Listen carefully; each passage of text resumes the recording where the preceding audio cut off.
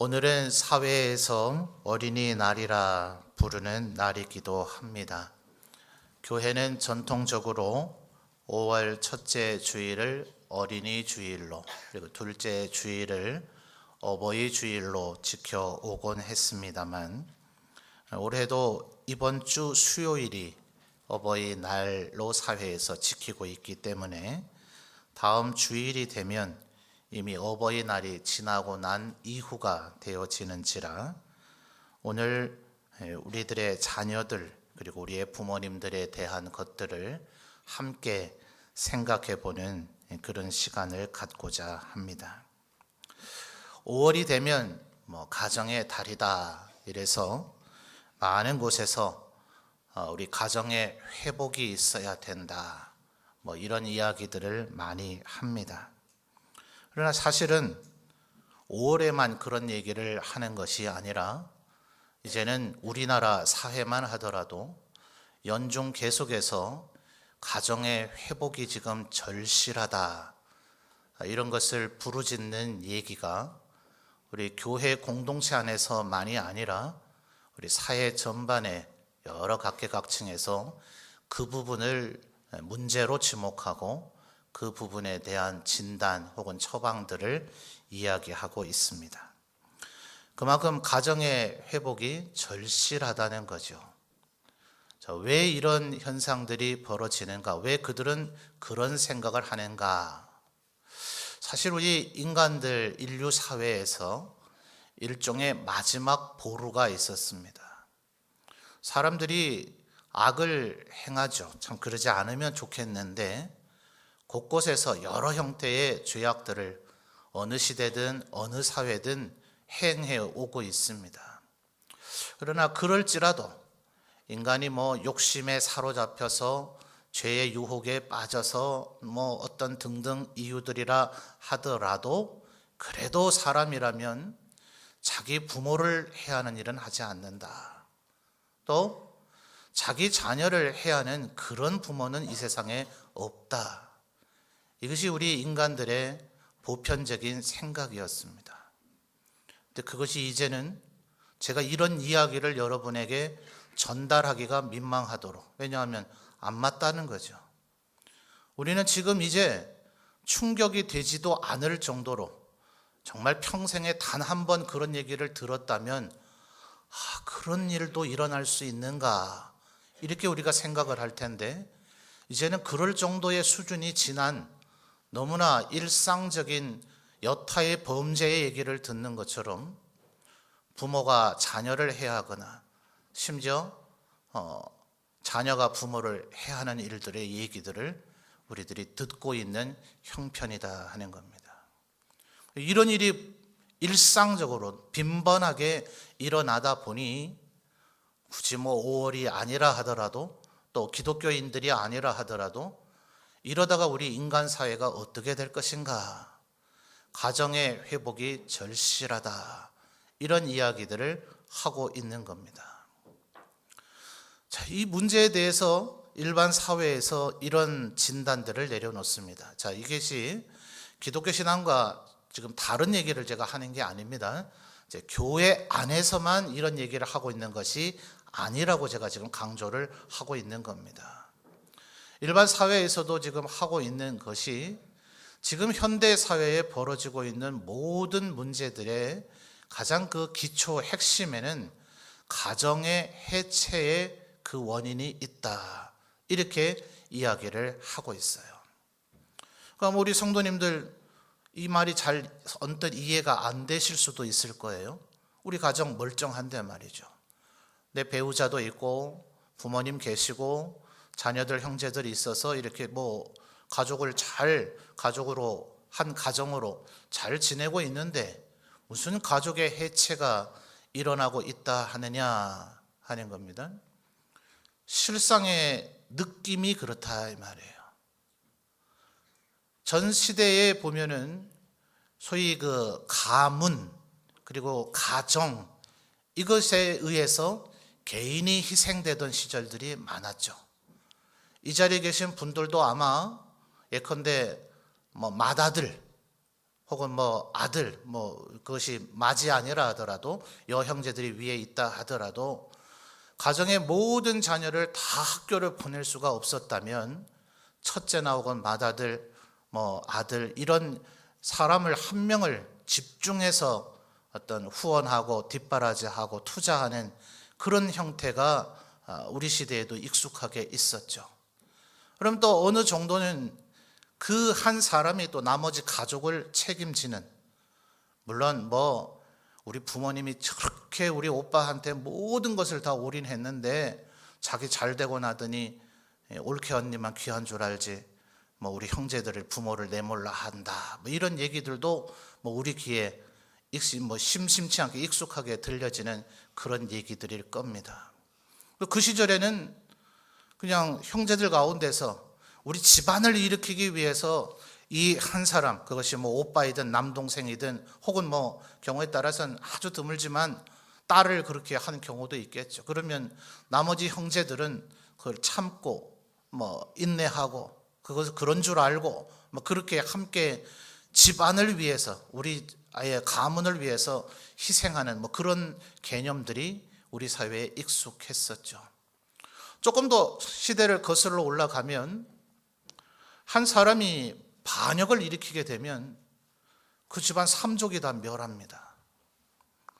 자, 뭐 4촌, 6촌, 8촌 간에 친숙하게 지내는 경우도 있겠지만은 나는 그 얘기 한마디도 들은 적이 없는데 내 6촌 혹은 8촌 형제가 나라에 반역을 일으키리라고는 나는 꿈에조차도 생각해 본 적이 없는데 어느 날 갑자기 6촌, 8촌 형제가 반역을 일으켰기 때문에 너도 죽어야 된답니다. 이런 일이 일어나기도 했었죠.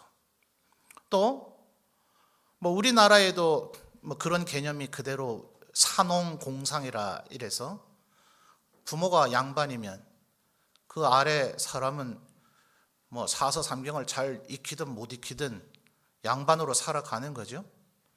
아주 고위 직책까지는 못 나가더라도 소위 음서제대라 그래서 부모가 높은 지위에 있었으면 아주 무능력하고 글자도 모르는 그럴 형편없는 능력밖에 안 되는데도 또 관료가 되는 그런 시절이 있었죠. 부모가 농사를 치면 내가 아무리 유능하고 똑똑하고 부지런해도 나는 여전히 농사를 지어야 되고 산농공상의 시대, 그런 시대가 있었잖아요. 외국도 마찬가지예요. 외국 사람들의 여러 성씨들은 그들 가문, 그들 집안이 했던 그 직업과 성씨가 관련이 있다고 하죠.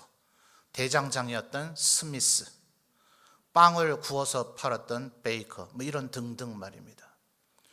그러니까 그냥 그 부모님, 할아버지, 증조부, 고조부들이 했던 일을 내가 거기에 적성이 있든 없든 내가 그걸 좋아하든 말든 그걸 해야만 했었어요.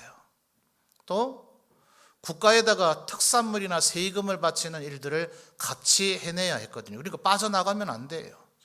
엉뚱한 남의 집안에 가가지고 우리 집안에서 대장장이로 병장기를 나라에 납품해야 되는 그 일을 함께 해야 되는데 나는 요리가 좋아서 셰프가 되고 싶어, 나는 빵집의 집안에 가보겠다 이래. 거기 가면 빵집 사람이야 노동력이 하나 더 생기니 좋겠지만 대장장이 집안에는 이건 말도 안 되는 가문에 대한 배신 행위인 거죠.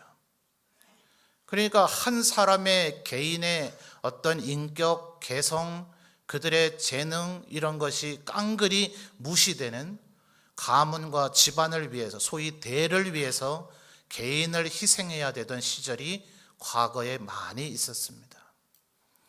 그러다 보니 인류의 반작용은 이젠 그래서는 안 되겠다. 개인의 그 어떤 의견, 그 사람이 무엇을 원하는지가 존중되는 사회가 돼야 되겠다. 첫 출발은 나무랄 데가 없습니다. 얼마나 좋습니까? 그러다 보니 이제 가문이 해체가 되어지고 직업과 직종이 해체가 되어지고 집성촌이 해체가 되어지고 끝내는 가족이 다 해체가 되어졌지만 인간들은 그것을 모르며 살아가고 있다는 거예요. 자, 예를 들어 지금 여러분의 집 가운데서 부모님이 우리 너희들 삼형제 중에 그래도 몇째가 제일 똘똘하니 야만 학교를 보낼 테니까 나머지 둘은 뭐 그런 줄 알고 포기하거라 하면 나머지 둘이 가만히 있겠습니까? 그렇지 않죠? 예를 들어 내가 목사니 아이들 너희들 3명 다 앞으로 목사가 되거라. 어떡할까요? 이런 시대가 이제는 아니란 말입니다. 전부 다 이제 개인의 그런 성향들, 자기의 은사, 재능, 또 혹은 자기가 원하는 것, 이것을 존중해야 된다. 이제는 국가적인 어떤 직업 선택도 그렇죠? 산업공상 있습니까? 없죠. 이제는 여성분들에게도 얼마든지 교육과 직업 선택, 이제는 소위 윗뚜껑 창문이 열렸다. 이래서 고위 계층에도 여성들이 많이 진출하는, 이미 우리는 여성 대통령까지도 이미 경험을 했죠. 그러니 그런 사회가 점점 되어져 가고 있습니다. 사회는 일견 좋은 발전과 진보를 이뤄낸 것 같습니다. 그런데 이제는 가족도 별로 남과 다를 바가 사실은 없는 거예요. 굳이 부모 형제를 위해서 희생해야 할 이유가 없는 겁니다. 집안을 위해서 희생해야 할 이유가 없는 거예요. 여러분 한번 잘 생각을 해보십시오. 요즘 젊은 세대 다 그러신 건 아니겠지만 어떤 젊은이들은 아이를 하나 낳아서 이 아이가 자립할 때까지 키우려면 몇 억의 돈이 든다. 그러니 나는 애를 안 낳겠다. 아니면 아예 결혼을 하지 않겠다. 주요한 원인 중에 하나가 그것이라는 거예요. 자, 뭐가 문제입니까? 내가 그 아이를 낳아서 사랑으로 키우겠다가 아니라 그 아이를 키워서 그렇게 되기까지 내가 고생하는 것 안 하겠다는 거예요. 그러니까 사실은 부모님들에게 효도한다 하지만 저는 목사잖아요. 정말 수많은 사람들의 얘기를 들어보게 됩니다. 신방이든 개인 상담이든 이런 것들을 통해서 아직까지는 목사에게 내 삶의 어려움과 괴로움을 토로만 해도, 이야기만 해도 뭔가 마음의 후련함이 있고, 또 기도도 부탁을 해서 목사가 같이 기도해 주면 그 문제가 해결될 수 있다고 여겨지니 목회자에게 자신의 개인의 삶의 얘기들을 많이 하는 것이 아직은 보편적입니다. 물론 이제는 시대가 많이 바뀌어서 목사에게도 그런 얘기 안 하는 성도들이 점점 늘어나고 있는 시대이긴 하고요. 또 사회적으로도 상담사나 심리 연구가 혹은 정신의학들이 많이 발전이 되어져서 보다 전문성 있는 이들을 찾아가지 이제 목회자에게 그런 얘기를 잘 안 하고 있는 시대를 우리가 점점 맞이하고 있습니다만 아직까지는 그런 이야기들을 많이 하게 되죠. 그리고 또 그것들을 제가 가까이에서 관찰하며 보게 되는 일들이 많이 있습니다. 근데 결국은 보면 자녀들이 부모를 효도한다. 아예 효도 안 하는 자녀도 있죠. 근데 비교적 그런 분들은 아예 논외로 하고요. 효도를 한다라고 보여지고 있는 자녀들 중에 적지 않은 이들이 보면 진정으로 부모님이 원하는 걸 하지 않아요. 사회 사람들이 이렇게 부모님께 해드리면 잘 안 되더라 이런 거 말이죠. 더 나아가서 사실은 자기가 하고 싶은 것, 자기가 괜히 마음에 뿌듯한 거 그거 해드리고서는 부모님 기뻐하십시오. 이거라도 안 해드리는 사람들이 얼마나 허다한데 이거 만족하셔야 돼. 내가 이렇게 해드릴 테니까 기뻐. 사실은 외형적으로 2발짝 3발짝 물러나서 보면 대단한 효자 형녀인 것 같지만 내용적으로 들어가서 보면 혹은 당사자들의 이야기를 간혹 들어보면 지조화가 하는 거지 지가 원해서 하는 거지 내가 원하는 건 따로 있는데 내 이야기는 아예 들을 생각조차 하지 않더라. 보면 그래요. 정말 부모님이 원한 걸 하지 않고 엉뚱한 짓을 하고 있는 그런 자녀들을 제가 가까이서 목도하게 되는 경우도 있습니다. 그러고선 본인은 대단한 효도를 하고 있다는 자부심의 얼굴에 만족한 얼굴을 띠고 있더라고요. 자녀들에게도 마찬가지죠. 내가 널 사랑하니까 이렇게 학교도 보내고 학원도 보내고 하는 거야. 너 사랑하니까 이렇게 공부 잘하라고 하는 거야. 근데 보면 솔직한 그 부모의 내면을 보면 그 자기 만족이에요, 결국은요. 자녀의 은사가 뭔지, 얘가 정말 무엇에서 기쁨을 느끼고 있는지, 여전히 이 사회는, 우리 한국 사회는 여전히 어느 나라하고도 비교할 수 없는 무한 경쟁의 사회 아닙니까? 모두 다가 좀 동의해서 이거 좀 안 하면 좋겠는데 죽기를 각오하고 어쨌든 내가 1등 될 수 있다, 내가 1%에 들어갈 수 있다는 이 신념 속에 있는지, 분명히 100명이라고 한다면 99명은 1등이 안 될 것이 분명한데, 누가 봐도 그 1%가 들어가지 않을 게 분명한데, 그러면 99%가 우리 더 이상 이런 치열한 짐승 같은 경쟁하지 말고 좀 우리 모든 국가가 좀 인간답게 살자, 충분한 공감대를 형성할 수 있을 법한데 모두 다 그 환상에 미쳐 있는 거예요. 내가 조금만 노력하면 저 1%의 하이클래스 안에 들어갈 수 있으리라는 생각 속에 자녀를 어떻게 하든지 거기에 밀어넣지 못해서 안달이 난, 왜? 그래야 너 이 고생 안 하고 산다. 사실은 자기를 위하는 거죠. 바로 이런 가족의 해체가, 아예 이혼해서 따로 산다는 얘기 아닙니다. 부모와 자식이 인연을 끊고 호적 정리하고 이러고 산다는 얘기가 아니에요.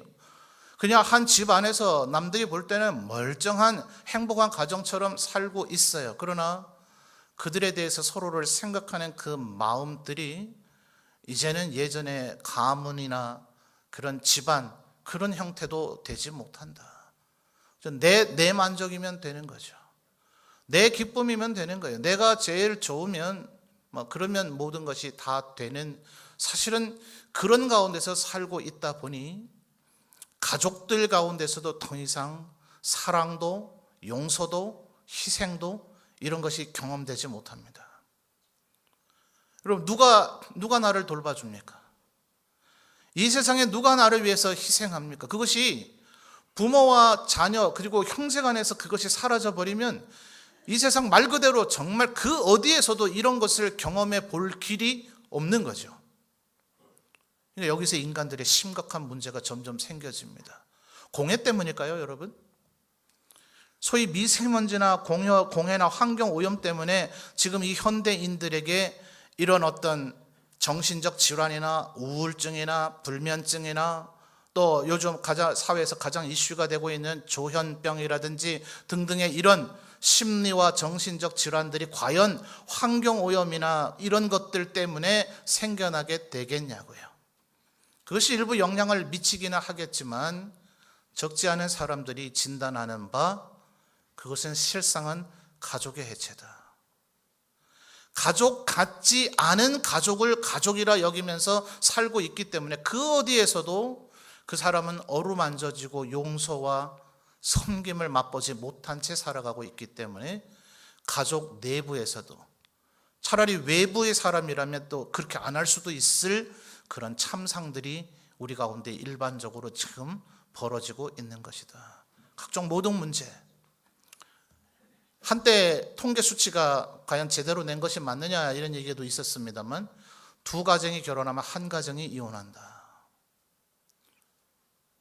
심지어는 이제는 동성애가 이제는 더 이상 우리에게 익숙하지 않은, 정말 낯선, 저게 무슨 말이야 라고 여겨지지 않을 정도의 익숙한 말이 되어질 세상을 지금 우리가 살고 있어요. 그러니까 우리는 그 정도의, 이 자리에 계신 우리 예수 믿는 하나님의 백성들은 그 정도의 심각한 단계까지 나아가 있지는 않죠.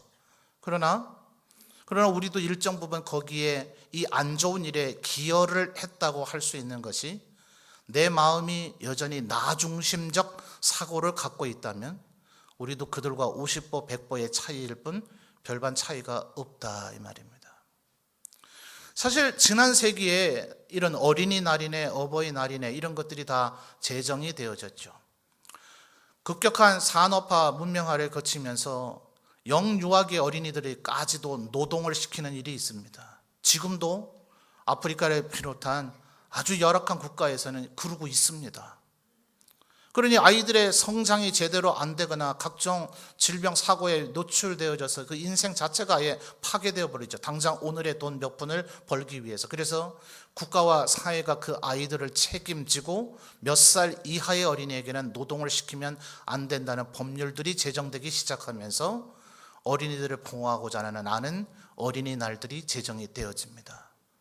또 동시에 그러다 보니 부모님에 대한 고마움도 점점 사라져가는 개인화, 가족의 해체를 경험하게 되면서 그것을 막아보고자 어버이날도 제정하기를 시작을 합니다.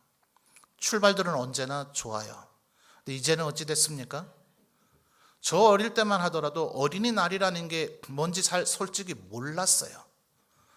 가끔 TV에 보니까 부잣집 아이들이 부모님과 함께 어린이날 되면 이런 데를 갔대더라 얘기 들고, 아, 저러는 집도 있구나.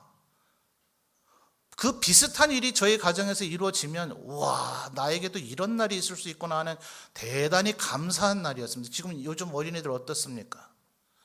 4월쯤부터 어린이날에 대한 플랜을 부모님께 혹시 요구하는 자녀 없습니까? 어린이날이 되면 나에게 이렇게 해주시오. 이런 선물들을 나에게 주시오. 뭐 이런 시대가 이미 지나갔나요? 이건 이제 한물 간 얘기입니까? 당당하게 이제는 뭔가를 요구하는, 해주면, 나를 사랑해주면 고맙다, 감사하다 이게 아니라 나를 섬겨라. 결국 개인화의 극치가 지금 되어져 가고 있는 겁니다. 어르신들 죄송합니다만 어르신들끼리 만났을 때 혹시 그런 얘기를 하지는 않으십니까? 나는 이번 어버이날, 작년에, 올해는 아직 안 됐으니까요, 카네이션을 몇 송이를 받았다. 우리 자녀가 아무개가 나에게 이런 거를 해줬다. 그것이 굉장한 흐뭇함과 자부심이 되어져 버리는, 결국은 부모님들 충분히 그렇게 누리셔야 할 이유 있으시고 그렇게 자녀들의 섬김을 받으셔야 마땅합니다. 그러나 그 개인의 깊숙한 곳을 들어가면 결국은 자기중심적 사고가 지금 온 인류 사회를 지배하고 있다는 거예요. 우리는 그렇게 하라고 얘기하지 않았죠. 부모가 자식을 해하거나 자녀가 부모를 해하거나 하라고 한 적이 없고, 마음껏 이혼하라고 한 얘기도 안 했고, 동성애가 더 좋은 것이라고 얘기하지도 않았습니다. 그러나 우리들 마음에도 여전히 나 중심적인 사고를 가지고 있다면 그들이 그렇게 주장하도록 만드는 토양을 우리가 만들어준 것에 지나지 않단 말입니다. 가문의 해체는 분명히 필요했을 거예요. 가정의 해체도 필요했을 겁니다. 한 집안을 위해서, 한 가문을 위해서 많은 사람들이 일방적으로 희생해야 되는 그런 사회 구조는 분명히 잘못됐던 것이 맞습니다. 근데 적정선에서 멈춰야 되거든요. 분명히 지난 수천 년간 여성을 남성보다 열등한 인간으로 여기고 비하하고 그들을 억압하고 업신여겼던 시대들이 있어 왔습니다. 하나님은 단 한 번도 그렇게 하라고 얘기하신 적이 없어요. 적정선에서 멈췄어야죠. 남성은 남성의 역할이 있고 여성은 여성의 역할이 있다는 선에서 여성을 우리가 남성들이 잘못대하고 학대하고 핍박하고 멸시하고 모멸했던 그 반성들, 그 잘못을 반성하고 여성을 본래의 그 위치로 존중하고 사랑하고 섬겨야 되는 위치로 되돌려 놓는 선에서 멈췄어야 되는데, 현대 사회는 여성 우월적인 페미니즘으로 나아갔단 말입니다. 모든 페미니즘이 다 그런 것은 아니나 과격한 페미니스트들의 생각 속에서는 그동안 너희 남성들이 우리를 핍박해 왔으니 이제는 너희들에게 복수하려 한다. 이제 되갚으려 한다. 너희들도 이제 당해봐라는 사고방식이 그 안에 내재되어 있음을 발견하게 됩니다. 그러니까 이제는 어린이날이니까 날 좀 섬겨봐라. 자녀가 뭐 이렇게 말하는 자녀가 있겠습니까만 그의 사고방식과 행태를 분석하면 그런 사상이 마음속에 있단 말입니다. 이젠 부모님들도 나에게 효도를 좀 더 해다오 라는 것을 요구하는, 그러나 문제는 이런 자기중심적 사고방식은 문제를 근원적으로 해결하지 못한다는 거예요. 지난 19세기 이전의 사회에서는 가문을 위해서, 집안을 위해서 많은 다수의 개인이 희생하는 시대가 됐다면 이제는 아무도 아무를 위해서 희생하지 않는, 그래서 가족의 울타리도 없는, 가족들 간에도 그 안에서조차도 약육강식이 벌어지고 있는, 가족을 죽이기까지 하는 이런 맹수들보다도 못한 인간 사회가 지금 구현되어 있는 것은 결국 문제 해결의 초점을 잘못 잡은 것, 나를 존중해달라고 얘기하고 있었기 때문에 그렇다 이 말이에요. 오늘 성경은 전혀 반대 이야기를 하고 있습니다. 여러분, 우리가 지금 6장 1절에서 4절까지를 살펴봤습니다만 5장 22절부터를 보십시오. 5장 22절부터 6장 9절까지는 바울 사도가 인간관계의 세 가지의 틀을 얘기합니다. 5장 22절에서 33절까지는 부부입니다. 부부. 아담과 하와에게서 우리가 알 수 있듯이 모든 인간에게서 최초로 맺어진 관계이죠. 아담과 하와로부터 시작된 그 이후의 관계는 이제 부모와 자식의 관계로 발전됩니다. 그래서 6장 1절에서 4절 부모 자식 간을 얘기하고 있는 겁니다. 그리고 이제 부모와 자식이 점점 수가 늘어나면 이제는 한 집안 한 가정이라고 할 수 없는 사회 인간 관계 구조가 생겨지게 돼서 종과 상전이 출현하게 되어졌습니다. 요즘에 종이야 어디 있겠습니까마는 요즘 우리 사회에서는 흔히 하는 말로 갑과 을의 관계이죠.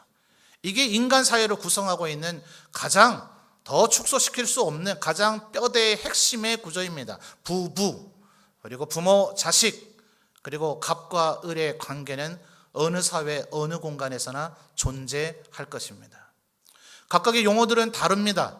부부가 어떻게 해야 좋은 관계를 맺을 것인가? 부모와 자식이 어떻게 해야 좋은 관계를 맺을 것인가? 갑과 을이 어떻게 해야 좋은 관계를 맺을 것인가? 그 관계의 틀 속에서 전문적인 용어는 다르죠. 부부간에 서로 사랑하라. 남편은 아내를 사랑하라. 아내는 남편을 존중하고 순종하고 복종하라. 또 오늘 부모 자식 간에서는 자녀들은 부모에게 순종하라 혹은 공경하라. 또 부모들은 자녀들을 주의 교훈과 4절 하반절에 얘기하는 것처럼 주의 교훈과 훈계로 양육하라. 또 종들은 눈 가리고 아웅하지 말고 하나님 앞에서 일하는 것 같이 충성과 최선을 다하라. 또 주인들은 너희들이 최종 탑 리더인 줄 생각하지 말고 너희 위에 너희의 목숨을 영혼과 육체를 멸하실 수도 있는 하나님이라고 하는 진정한 상전이 너희 위에도 있다는 것을 기억하라. 각각에게 주어지는 덕목과 규범과 경고는 다르지만 이 모든 인간관계의 핵심은 사랑하라는 얘기입니다. 모든 문제는 이것으로 해결된다는 거예요.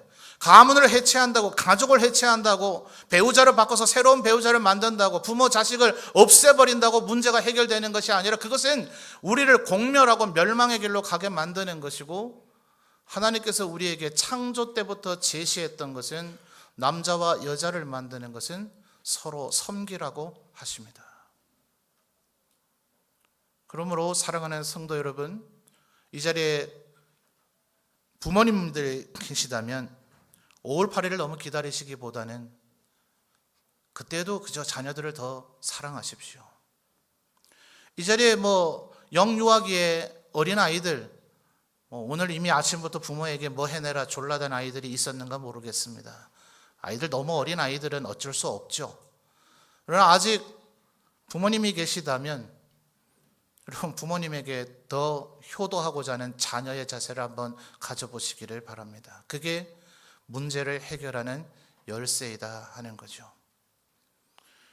예수 그리스도께서 우리에게 이미 이렇게 하셨습니다. 그분이 인간이 돼서 오셨어요. 만약 우리가 그분께서 하나님께서 하나님과 인간 사이의 문제를 해결하고자 하셨다면 천상 보좌에서 온 인류가 다 들리도록 큰 소리로 목소리를 얼마든지 발하실 수 있었을 겁니다. 모두가 듣도록. 나 하나님 여호와가 여기에 있노라. 하늘 보좌에 있노라. 너희 온 우주 만물을 창조한 이가 여기 있노라. 언제까지 나를 모른다 할 것이냐.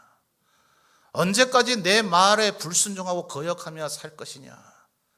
지금이라도 순종하라. 그렇지 않으면 내가 너희를 멸하리라. 충분히 그렇게 하실 수 있으셨을 것입니다. 근데 예수 그리스도께서는 그렇게 하지 않으시고 인간이 되셨고 십자가에 달려 죽으셨고 우리가 그분을 여전히 대적하고 그분을 여전히 원수시 여기고 여전히 그분을 모른다 하고 우리에게 사랑을 베풀어 주셨을지라도 우리가 그것을 보답하거나 알아줄 것이라는 가능성이 전혀 보이지 않던 그때에 우리를 위해서 조금 사랑해 주시는 정도가 아니라 우리 대신 죽으심으로 우리를 향한 주님의 사랑을 증명하셨다. 바울 사도가 로마서 5장에서 우리에게 알려주고 있는 얘기입니다. 여러분, 우리가 몇 주 전에 부활주의를 지켰습니다만 부활하고 나셔서 우리에게 평안이 있느냐, 평안하기를 원한다 하셨던 주님이 최종적으로 가장 강조하시며 하신 말씀이 무엇이었습니까? 성령을 받으라.